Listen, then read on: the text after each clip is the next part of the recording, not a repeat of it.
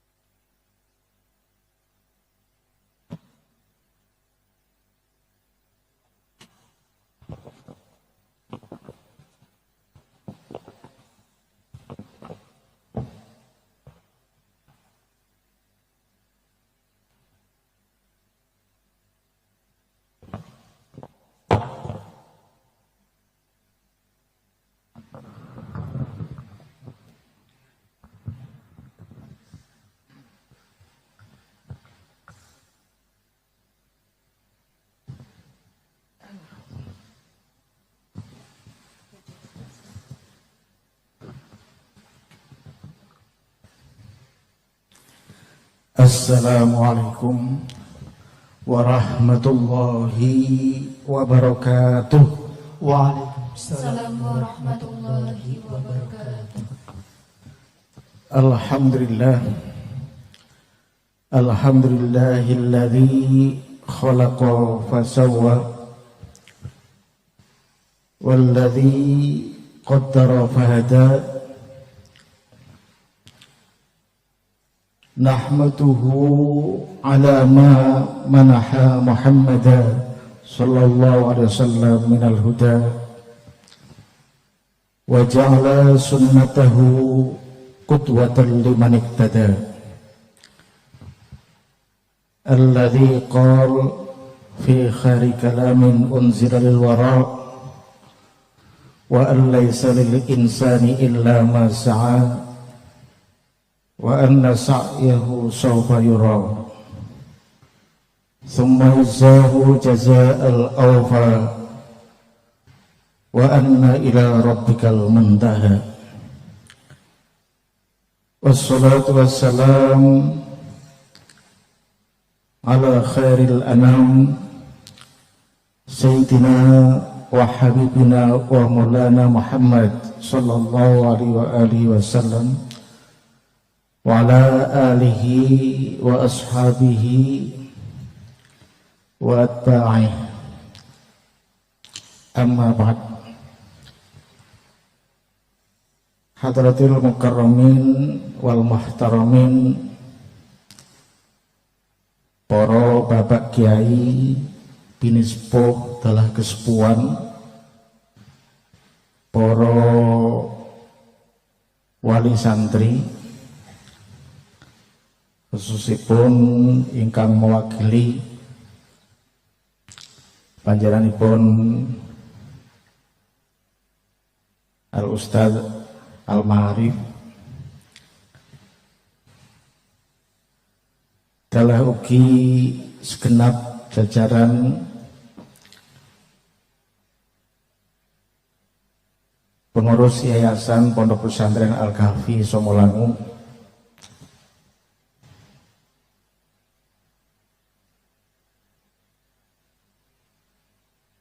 semanten ugi sivitas akademikanya dari SMP, SMK, SMA, dan kalau ada yang hadir dari akademi komunitas, pimpinannya dalam hal ini kepala sekolahnya beserta dewan gurunya dan juga ketuanya,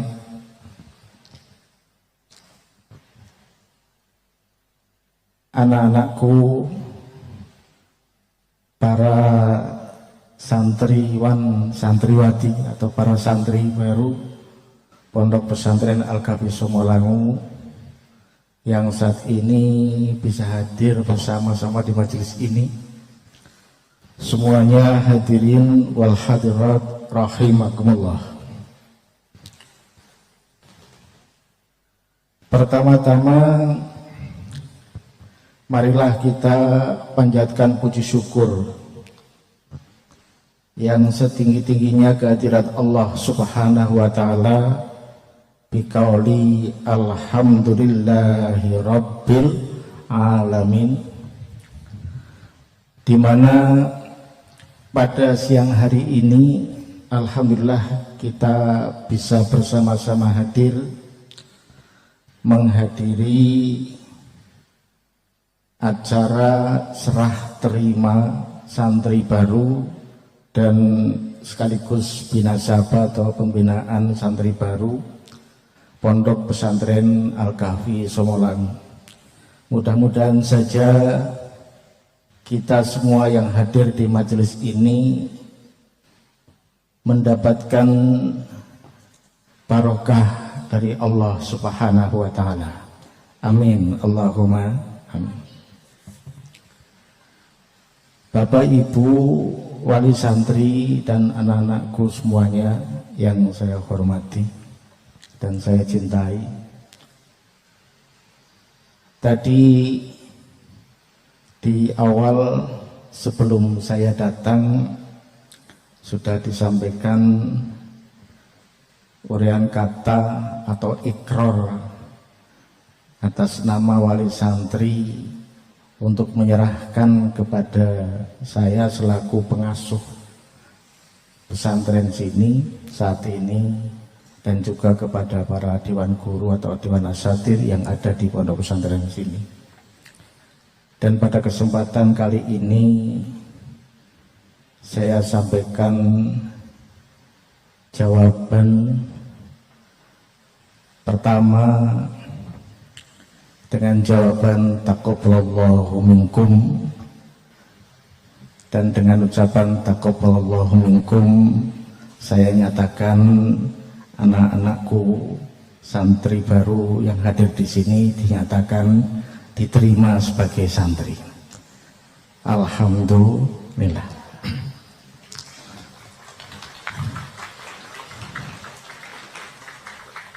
Kemudian yang keduanya saya sampaikan ahlan wa sahlan bihudurikum, selamat datang kepada ananda semuanya di Pondok Pesantren Al-Kahfi Somolangu ini. Inilah tempat yang nanti kalian semua akan digembleng sesuai dengan tingkatan pendidikan kalian masing-masing.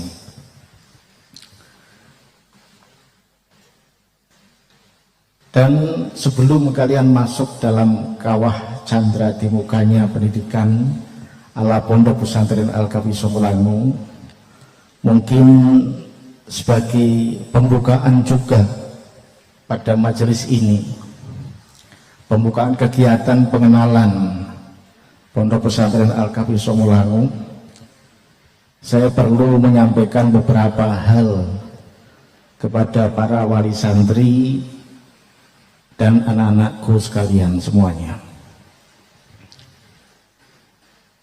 Pertama,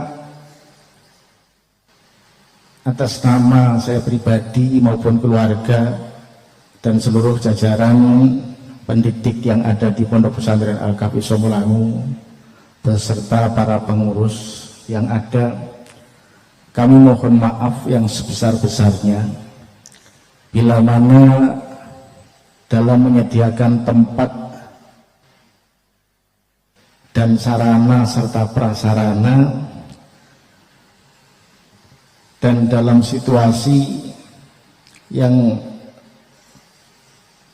kalian semuanya sudah ketahui, bapak-bapak, ibu-ibu semuanya sudah pirsa, saat tengah negara kita dia mengalami ujian dari Allah berupa pandemi virus yang masih merajalela.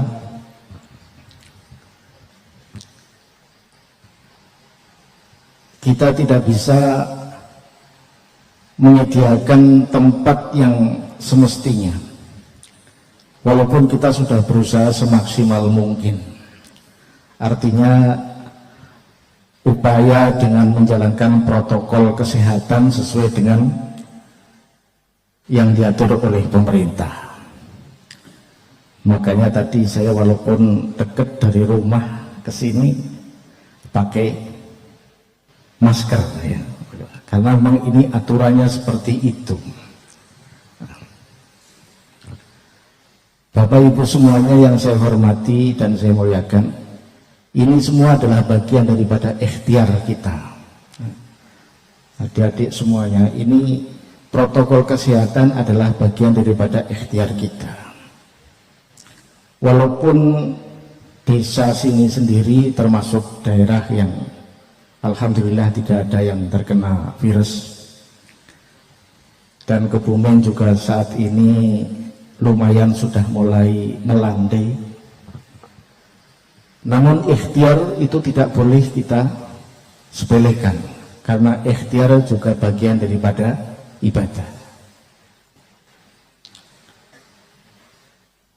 Bapak Ibu hadirin hadirat, anak-anakku sekalian yang saya cintai,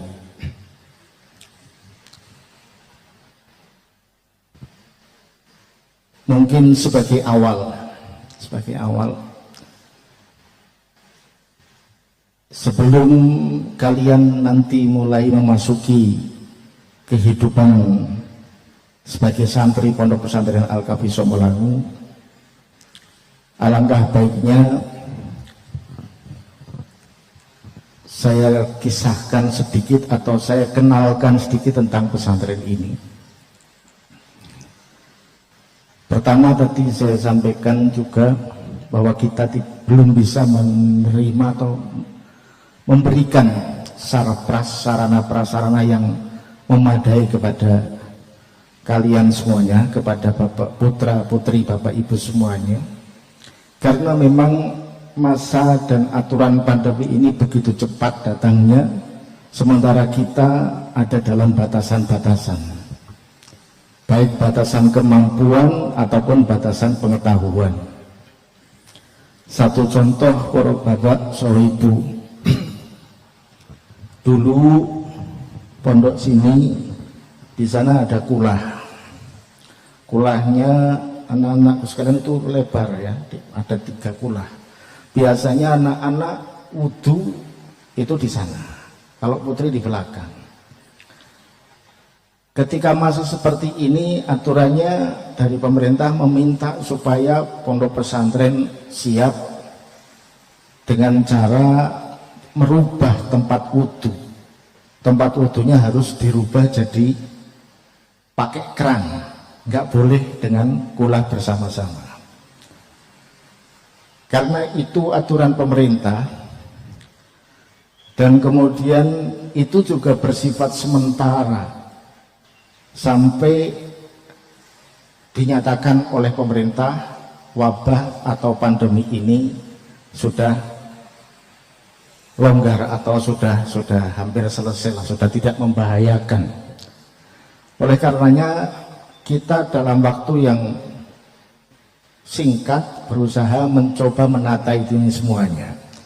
Sampai sekarang mungkin kulah sana belum bisa selesai.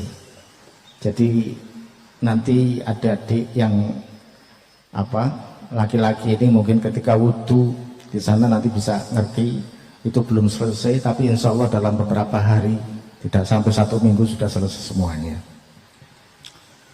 Di sisi lain tempat mandi ini para santri-santri putri nanti bisa di belakang, itu kita harus merubah juga dari mandi bersama-sama, harus mandi sendiri-sendiri, dan supaya tidak sampai ada resiko penularan.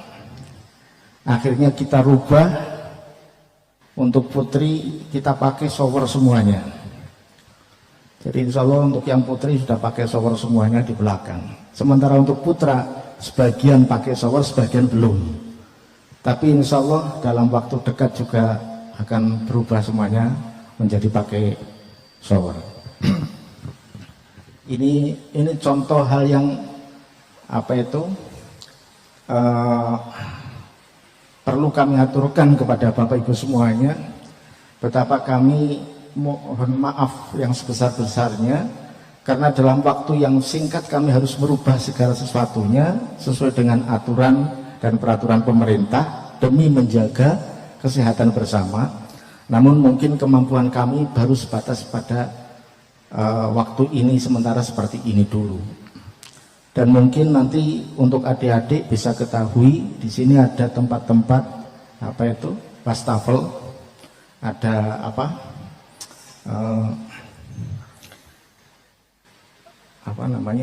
sabun ya. Nah, itu bisa kalian pergunakan dimanapun kalian pas baru nanti dari sekolah atau dari mana, dari tempat belajar, pakai aja nggak apa-apa. Nah ini mungkin nanti kalau ada pengurus yang bilang kepada kalian jangan pakai di situ, nggak usah digugu. Karena memang disengaja itu untuk siapapun, untuk santri-santri menggunakan. Jadi bukan untuk apa-apa. Tapi pengurus seperti itu maksudnya adalah membina kalian supaya untuk sopan. Tapi kadang-kadang pengurus itu berlebihan ya. Jadi kita sebenarnya nggak suka yang berlebih-lebihan. Monggo mau dipakai. Kalau habis gimana? Habis nanti pengurus yang akan isi. Itu yang pakai sabun. Jadi Bapak Ibu semuanya, ini perlu kami sampaikan karena mungkin waktu-waktu kehidupan belakangan ini kita harus merubah suasananya. Ya. Harus mau ambil suasana yang baru, di mana misalkan proses belajar mengajar. Kita di pesantren ini kita punya aturan. Pertama, datang ke sini Bapak sudah harus menyiapkan surat keterangan sehat, terutama yang lama-lama. Nanti untuk besok, sekarang hari Ahad, ketika putra-putri Bapak masuk ke sini, nanti akan kita karantina terlebih dahulu. Ini juga aturan baru, yang tahun kemarin tidak ada seperti itu. Tapi karena ini memang pemerintah yang minta seperti itu, ya kita jalankan. Jadi ada nilai plus minusnya. Pondok pesantren itu selama pakai aturan yang benar, insya Allah tempat yang paling aman dalam masa pandemi seperti ini. Namun jika ada pelanggaran, di situ menjadi permasalahan. Nah, segala sesuatunya coba kita sedang berusaha untuk mengantisipasi itu semuanya. Sehingga nanti adik-adik semuanya, anak-anakku, santri-santri semuanya nanti mungkin akan oleh pengurus akan dikarantina. Habis ini sore mungkin nanti akan masuk ke karantina. Masuk karantina besok hari Selasa akan ada tes rapid test semuanya. Baik yang yang baru ataupun mungkin yang lama. Yang lama ini ada yang baru datang karena memang kemarin yang lama telat datangnya, kita nggak boleh langsung datang ke sini, kita larang, harus masuk bareng dengan yang baru kalau mau masih di sini. Karena apa? Karena kita menjaga anak-anak santri yang sudah ada di dalam sini jangan sampai terganggu.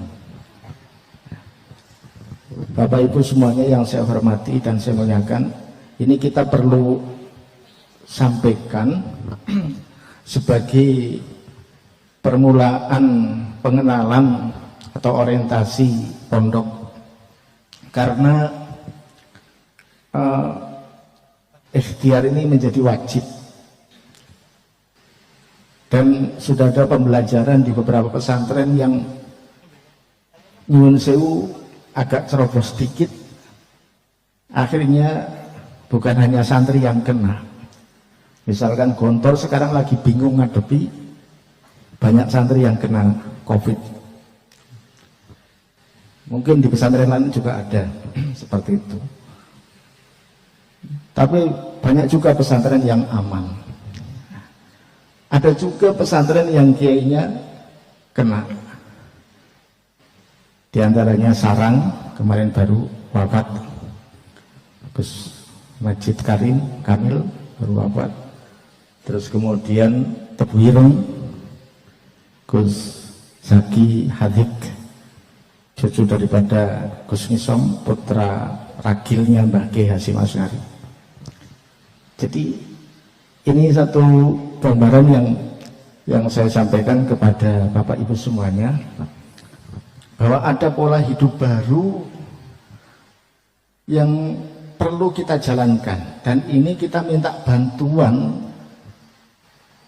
Kalau sekarang kita ngomongi kepada putra-putri Bapak atau para santri, tapi di sisi lain kita minta bantuan Bapak Ibu semuanya juga, agar supaya sambil memantau putra-putri, keadaan putra-putri Bapak. Jadi di tempat kita setiap anak, nanti 10 anak atau 12, kadang ada yang 12, ada 10 anak, ada yang 15, itu ada satu pembina.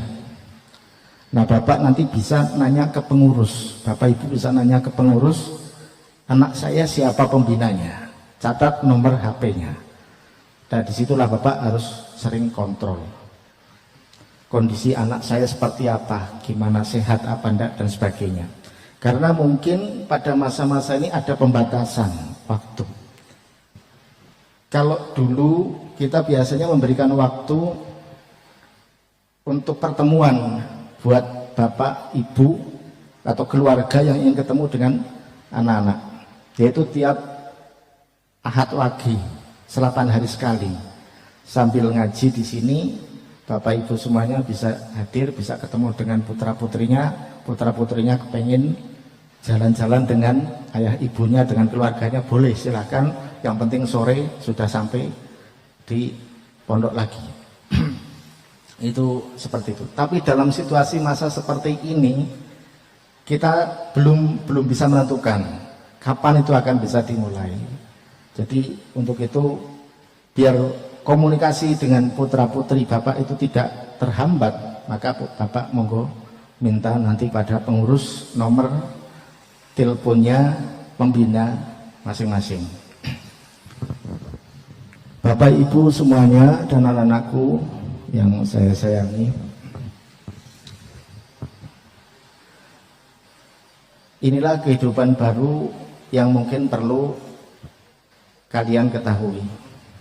Jadi nanti kalian ke sekolah macem, besok wajib sangu, kadang-kadang nih yang perlu diperhatikan Bapak Ibu semuanya, putranya wajib sangu hand sanitizer. Walaupun tadi di setiap sekolah sudah ada tempat-tempat untuk cuci, tapi ketika sesuatu hal mungkin dibutuhkan, maka demi kesehatan itu dipakai. Sebetulnya kehidupan yang seperti ini adalah kehidupan berlatih menjalankan kebersihan, dan itu adalah tuntunan daripada agama kita. Sehingga kalau kita sadar itu, insya Allah bukan hal yang baru dan bukan hal yang menakutkan. Jadi hal-hal yang biasa-biasa saja. Dan insya Allah pondok pesantren sini tetap akan mengamati putra-putri Bapak dalam kondisi apapun. Kita akan bantu semaksimal mungkin agar tetap sehat. Yang penting doa Bapak Ibu semuanya dari rumah tetap harus menyertai agar putra-putri di sini dalam keadaan sehat walafiat. Bapak Ibu semuanya yang saya hormati dan saya muliakan, anak-anakku yang saya cintai,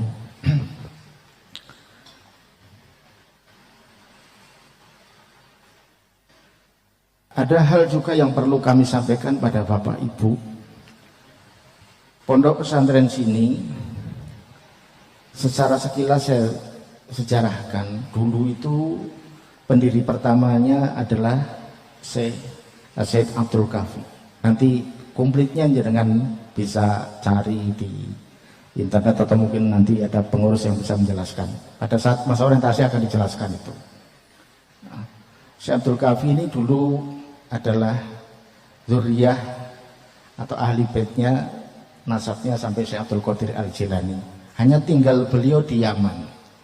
Jadi beliau tinggal di Yaman karena beliau memang kelahiran Yaman, ayahnya dulu di Baghdad, kemudian diminta ke Yaman oleh Al-Habib Abdullah bin Abu Bakar Sagran, atau yang masyhur dijuluki dengan Ali Drus, orang yang pertama dijuluki Ali Drus, karena di sana suruh membantu mengatasi ilmu sihir yang merajalela.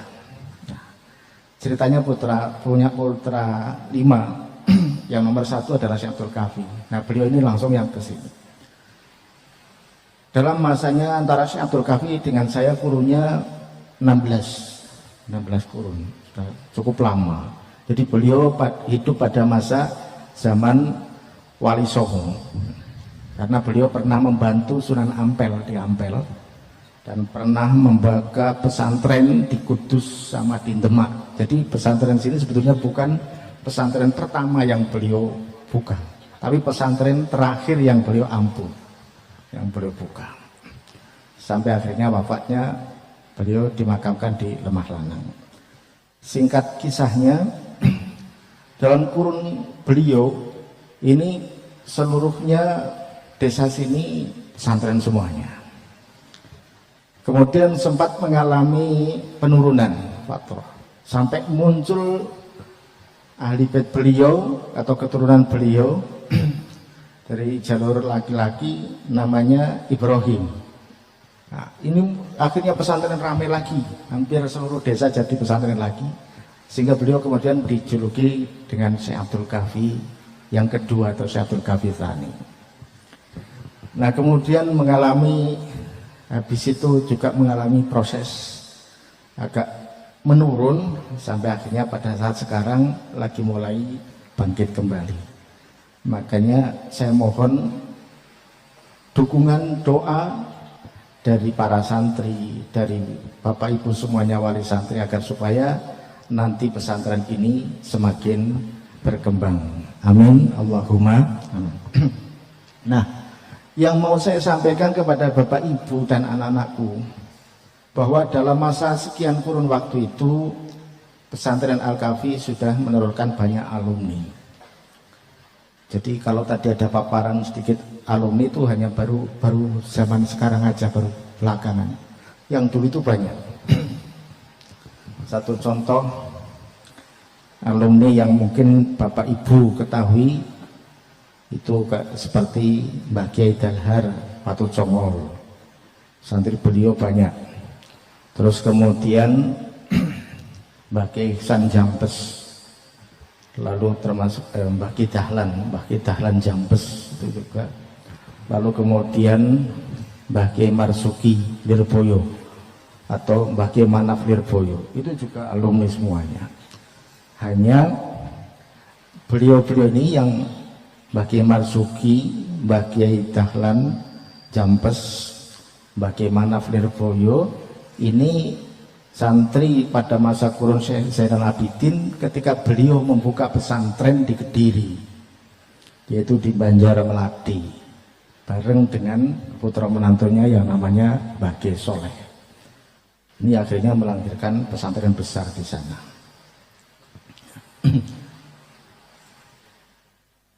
Pesantren Al-Kahfi itu dulu dikenal sebagai pesantren tauhid. Jadi dalam sejarahnya dikenal sebagai pesantren tauhid. Namun pada era masa saya sekarang itu titik beratnya tidak hanya pada satu bidang ilmu, tapi di 3 ilmu: tauhid, fikih, dan tasawuf. Itu yang kita kembangkan. Karena apa? Karena ini sesuai kebutuhan. Jadi ketika bicara tentang tauhid, maka kita bicara tentang iman kepada Allah. Bicara tentang apa itu fikih, kita bicara tentang masalah Islam. Artinya dari mulai sholat, puasa, zakat, ya segi syariat. Kemudian bicara tentang tasawuf, akhlak, budi pekerti. Ini tekankan. Makanya nanti mungkin ada pola-pola yang adik-adik ini tidak terbiasa di rumah, tapi akan dikenalkan oleh senior-senior kalian di sini. Itu bagian daripada akhlak. Akhlak itu penting sebagai ciri khas sebuah pesantren, karena tanpa akhlak itu kita hanya mengamalkan syariat saja menjadi lucu. Satu contoh, ketika kita menjalankan sholat untuk yang pria, yang laki-laki hanya pakai kaosnya baru, umpamanya adik-adik ini baru olahraga penuh dengan keringat, kira-kira bau enggak? Bau enggak? Kalau bapak-bapaknya baru dari kerja pakai, kemudian pakai celananya hanya sampai di bawah dengkul ya. Celananya mungkin gupak dengan semen misalnya, langsung wudhu sholat, kira-kira sholatnya sah enggak? Sholatnya sah enggak? Adik-adikku yang perempuan ya, baru olahraga baru olahraga pakai baju ya. Mungkin juga tetap jilbabnya dipakai, pas olahraga jatuh di pasir, penuh pasir, kemudian waktu sholat tiba suruh jamaah, ikut jamaah, dan tetap pakaiannya dipakai terus ditutupi pakai mukena, sah enggak sholatnya? Sholatnya sah semuanya, sholatnya itu sah. Yang pakai kaos penuh bau, penuh keringat tetap sah. Yang adik-adik penuh debu tetap juga sah. Cuma dari segi akhlak, etika kurang pantas, kurang etis. Nah itu aja. Kalau sahnya sah, karena sepanjang tidak ada perkara yang membatalkan sholat, tidak ketempelan najis, nah, sudah nutupi aurat, maka hukumnya sah. Cuma etikanya yang tidak pas. Lah inilah nanti kalian akan dikenalkan dengan etika. Bapak Ibu semuanya yang saya hormati, 3 bidang keilmuan ini, tauhid, fikih, dan tasawuf, itu diajarkan, ditekankan beriringan bersama di pesantren sini. Kemudian untuk membuat satu parameter atau tolak ukur, maka perlu saya sampaikan kepada Bapak Ibu semuanya bahwa nanti putra-putri panjenengan pertama akan dikontrol dulu bacaan Qur'annya. Setelah bacaan Qur'annya benar menurut sanad yang kita punya di sini, maka putra putri Bapak Ibu semuanya akan ditingkatkan untuk mulai belajar membaca kitab. Nah, kitab standar yang kita pakai mungkin juga biasa dipakai di rumah. Kalau yang sudah ngaji, kita pakai kitab standar Durarul Bahiyah. Tapi seiring dengan membaca kitab, berlatih membaca kitab Durarul Bahiyah, maka putra-putri Bapak juga akan dikenalkan tentang nahwu dan soroh, baik jurmiyah, imriti ataupun maksud. Itu sudah langsung. Cuma bersifat aplikatif, Pak. Jadi nanti putra-putri jenengan sudah langsung tahu ini kedudukannya sebagai khobar, ini mubtada, ini apa. Kalau ditanya insya Allah sudah langsung bisa. Dan itu sistem yang kita pakai nanti. Di sini ada bandungan, ada sorogan. Nah, setiap santri punya kesempatan talaki atau sorogan dengan kita, dengan saya, sehingga kita bisa ukur anak-anak ini apa memang betul-betul sudah mampu atau belum. Jadi ini mungkin yang membedakan di tempat lain. Kalau di tempat lain belum tentu bisa talaki langsung dengan pengasuhnya, tapi kalau di sini insya Allah bisa talaki dengan pengasuhnya. Hanya biasanya setelah tahun kedua. Nah, pada umumnya seperti itu, karena tahun pertama dikontrol dulu bacaan Qur'annya. Kalau sudah bagus ya mungkin bisa langsung pada tahun pertama melakukan talaki. Di situ para bapak serta Ibu semuanya yang saya hormati dan saya muliakan, Bapak Ibu sebagai wali santri juga mohon bisa ikut ngontrol. Apakah putra-putri Bapak ini sudah pernah sorogan, pernah talaki dengan pengasuh atau belum? Lihat kitabnya. Kalau di kitabnya sudah ada tanda tangan saya, maka berarti putra-putri Bapak sudah bisa talaki, sudah pernah talaki, sudah ikut sorogan. Itu dipantau, Pak. Jadi Bapak Ibu nanti kalau pas kesini mengunjungi putra-putrinya, lihat kitabnya. Mana kitab yang buat sorogan? Kamu sudah sorogan atau belum? Nah kalau putra-putri Bapak di sini sudah 2 tahun lebih, kok belum ada tanda tangan saya kitabnya? Itu berarti putra-putri Bapak jenengan monggo bisa dilihat, ditanyakan pada pembina apa males apa bagaimana kira-kira. Nanti bisa dikontrol semuanya. Kemudian selanjutnya anak akan masuk ke tahap keduanya, dikenalkan dengan baca Safinah. Safinah mungkin belajar di rumah bisa cukup. Ya, ini bukan untuk sekedar bisanya membaca Safinah, tapi Safinah itu sebagai bacaan. Jadi pengalaman kita, Pak, itu anak-anak yang ngaji di rumah rata-rata ketika cara membacanya salah, maka untuk merubah itu menjadi sulit.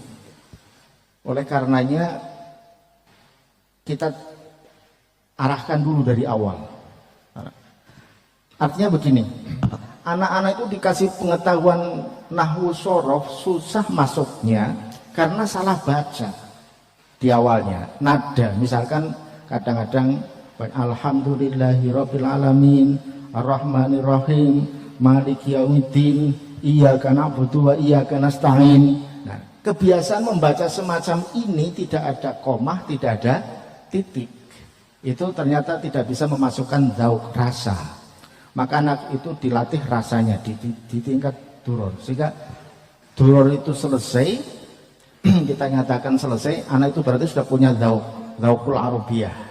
Anak itu sudah ngerti nahwu, dikit-dikit sudah ngerti, sorof pun juga sudah ngerti. Naik ke Safinah.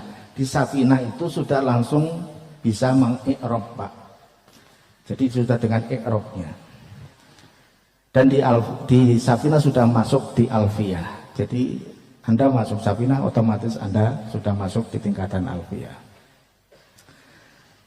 Ketika nanti naik lagi ke takrib, itu sudah lepas makna. Artinya dikasih kitab gundulan, tidak usah ada maknanya, kitab apapun insya Allah bisa baca. Itu kalau standar yang kita. Makanya kita memberikan bekal kepada anak-anak putra-putri panjenengan semuanya itu dengan cara dasar. Jadi, apalagi nanti sampai ke Fathul Mu'in dan Fathul Wahab. Ini anak sudah jalan sendiri, sudah membaca kitab sendiri. Boleh dites di rumah. Jadi malah saya anjurkan Bapak Ibu kalau yang sewu kiai di rumah dites putra-putrinya. Ini kasih kitab, katanya di sini sudah ngaji takrib misalkan, sudah ada tanda tangan saya. Dites, kasih kitab kosongan suruh baca sampai kepada iqra dan sebagainya. Kalau belum bisa berarti bohong, bisa jadi tanda tangannya dipalsukan. Insya Allah sudah bisa. Jadi ini pengalaman kita sehingga alhamdulillah kita punya banyak kader dan kita mengarahkan kepada anak-anak semuanya. Ketika Anda ngaji di sini, ndak usah berpikir Anda pulang mau jadi kiai apa bukan, jadi kiai mau jadi bunyai apa bukan, ndak usah mikir. Pokoknya yang penting ngaji. Nanti kalian sudah punya bekal. Ketika keluar mau jadi pegawai, ya jenengan sudah punya bekal ngaji, bisa ngaji. Mau jadi pedagang bisa ngaji, mau jadi apapun nggak ada problem. Karena ada pepatah Arab yang menyampaikan la khurbata lil fadil wala watana lil jahil. Bagi orang yang punya skill, punya kemampuan, itu tidak ada tempat asing. Dimanapun dia berada, itu nggak ada problem. Tapi bagi yang tidak punya skill, tidak punya kemampuan, maka di rumah sendiri pun dia merasa asing, seperti bukan di tempatnya sendiri. Bapak Ibu semuanya yang saya hormati dan saya muliakan, anak-anakku yang saya cintai, ini tentang pembelajaran kitab. Jadi monggo nanti bersama-sama putra putri didoakan juga sambil dikontrol bersama. Dan dari awal Bapak bisa nanyakan ke pembinanya, kalau ternyata belum puas bisa tanya, bisa ketemu saya. Juga hal yang perlu saya sampaikan, jikalau nanti putra putri Bapak kondur pulang ke rumah, tolong dicek surat izinnya. Surat isinya apakah ada tanda tangan saya atau tidak. Kalau yang putri biasanya ada tanda tangan ibu atau belum. Ini penting karena supaya Bapak bisa mengetahui ini sebetulnya anak saya bagaimana. Jadi ada unsur bareng-bareng Pak. Pendidikan zaman sekarang harus seperti itu, tidak bisa dilepas begitu saja. Kedah sareng-sareng. Kemudian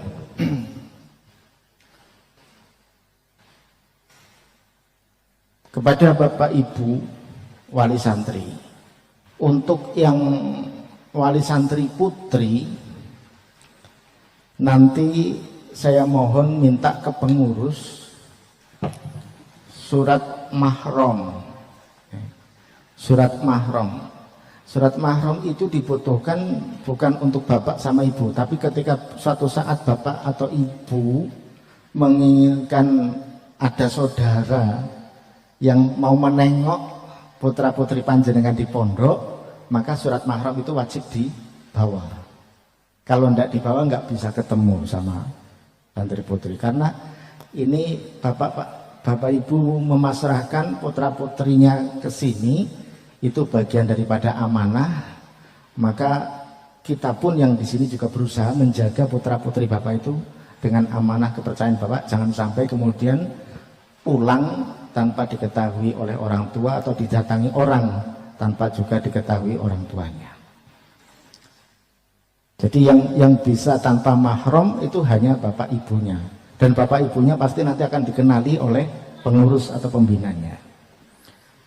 Nah, kalau Bapak Ibu meminta kakaknya atau adiknya yang mungkin juga belum pernah pengurus kenal, maka ketika membawa surat mahram baru diizinkan untuk ketemu. Itu yang perlu saya sampaikan, karena memang pada masa seperti ini, jadi penerimaan secara langsung seperti ini kita anggap sudah serah terima, ngeteri Pak nggih. Kita nanti kita tidak perlu musyafah, sudah nanti ya sudah seperti ini, karena memang ini prosesnya lagi seperti ini, kehidupannya lagi mengarah seperti ini. Nah, suatu saat nanti kalau Bapak kepengen ketemu dengan saya, monggo, tapi tidak dalam suasana ramai, karena kalau dalam suasana ramai sekarang Bapak Ibu ada yang saya terima, nanti yang lain nggak diterima, meri dan nganggap bagaimana perasaan gimana. Makanya saat ini, hari ini ketemunya seperti ini. Satu saat ketika Bapak atau Ibu pengen ketemu dengan saya, monggo nanti pas saat kira-kira kosong, Bapak Ibu bisa tanya ke pembinanya, kira-kira saya bisa ketemu hari ini enggak ya, pas saya besok ke sana. Nanti monggo bisa ketemu, insyaallah.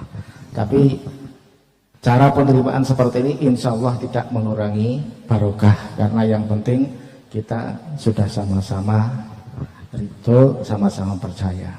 Dan kepada anak-anakku sekalian saya pesan ada satu hadis Nabi yang perlu diingat oleh kalian ketika kalian masuk dalam pesantren ini. Ada hadis Nabi yang perlu dipegangi. Hadis mana?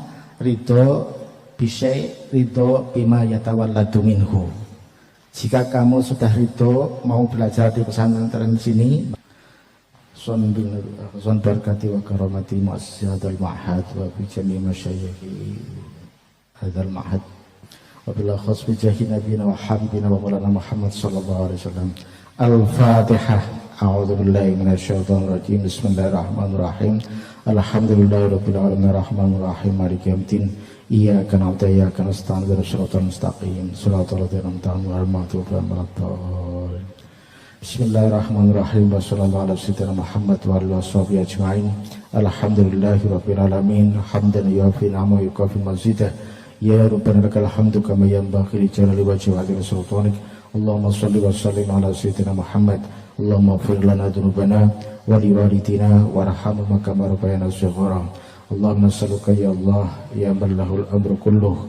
Nas'aluka al-khaira kullah wa na'udzubika minasyarri kullih. Rabbana hab lana min ladunka rahmah wa hayyi lana min amrina rasyadana. Rabbana hab lana min azwajina wa dhurriyyatina qurrata a'yun waj'alna lil muttaqina imaman. Allahumma barik auladana ya Allah kama barakta auladal anbiya wal mursalin wal awliya wasyuhada was salihin wa kulluhum minas salihin was salihat.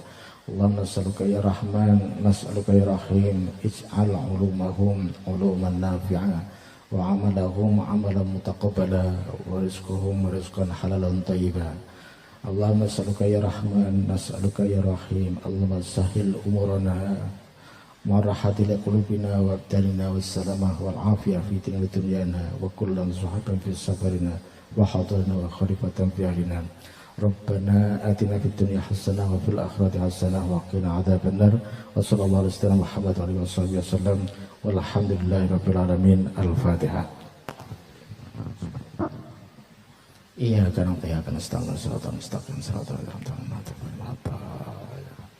Taqabbalallahu minkum. Wassalamualaikum warahmatullahi wabarakatuh.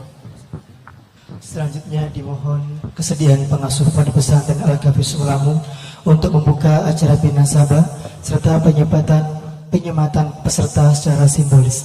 Kepada yang bertugas disilahkan.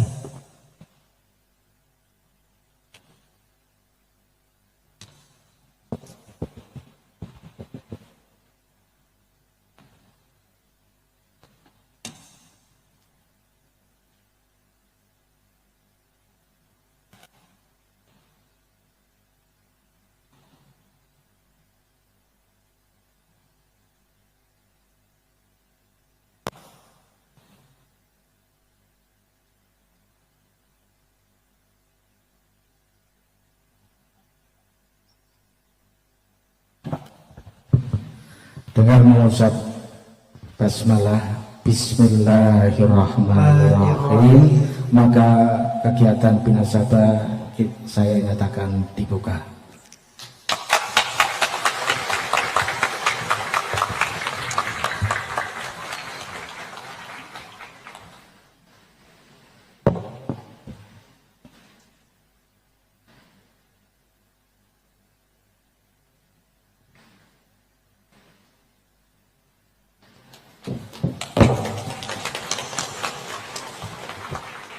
Kepada beliau dihaturkan terima kasih.